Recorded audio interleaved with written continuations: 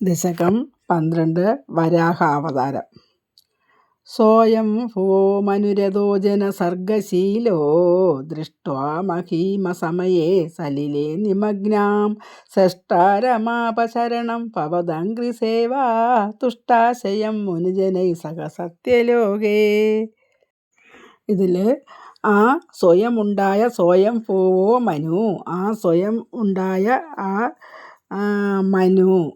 മനു രഥോ ജനസർഗശീലോ, ആ മനു എന്ന് പറഞ്ഞാൽ ആ ബ്രഹ്മാവ് ജനങ്ങളെ സൃഷ്ടിച്ചു കൊണ്ടിരുന്നപ്പോൾ ദൃഷ്ട്വാ മഹീമ സമയേ, ഭൂമിയെ അസമയത്ത് സലിലേ നിമഗ്നാം, വെള്ളത്തിൽ മുങ്ങിയതായി കണ്ടിട്ട്, ആ സമയത്ത് വെള്ളത്തിൽ മുങ്ങിയതായി കണ്ടിട്ട് സൃഷ്ടാരമാപ, ആ ബ്രഹ്മാവിനെ ശരണം ഭവദംഘ്രിസേവ, ആ സൃഷ്ടാരമാപ ശരണം, ആ ബ്രഹ്മാവിനെ ശരണം പ്രാപിച്ചു.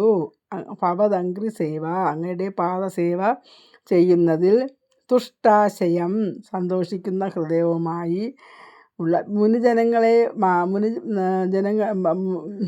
ജനങ്ങളുടെ കൂടെ മുനിമാരെയും ജനങ്ങളെയും കൂടെ സഹ സത്യലോകേ, ആ സത്യലോകത്തിലേക്ക് കൊണ്ടുപോയി എന്നാണ്. ഇതിൽ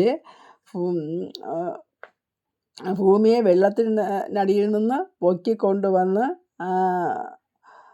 പൊക്കിക്കൊണ്ടുവരുന്നത് ഭഗവാൻ വരാഹ കാട്ടുപന്നിയുടെ രൂപത്തിൽ അവതരിച്ച് പൊക്കിക്കൊണ്ടുവരുന്നതാണ് ഈ ദശകത്തിൽ പറയുന്നത്.